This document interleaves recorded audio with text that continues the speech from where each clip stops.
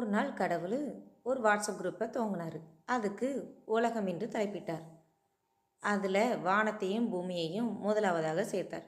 அடுத்து சூரியன், கடல், மலை, ஆறு, குளம், மரங்கள், விலங்குகள், பறவைகள், ஊரும் பிராணிகள் என வரிசையாக சேர்த்து மகிழ்ந்தார். இறுதியாக மனிதனை சேர்த்தார். மனிதனை சேர்த்த கடவுள் ரொம்பவும் சந்தோஷப்பட்டு, இனி இந்த குழுவுக்கு நான் தேவையில்லை, மனிதனே இந்த குழுவை நல்லபடியாக நடத்தி செல்வார் அப்படின்னு நினச்சி மனிதனை குரூப் அட்மின் ஆக்கிவிட்டு அவர் லெஃப்ட் ஆகி சென்று விட்டார்.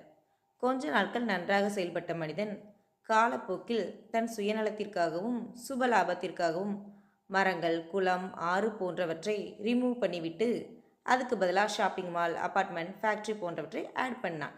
இதனால் கோபம் கொண்ட மலை, என் நண்பர்கள் இல்லாத இந்த குரூப்பில் நான் இருக்க மாட்டேன் என்று கோபத்துடன் லெஃப்ட் ஆகி சென்று விட்டது.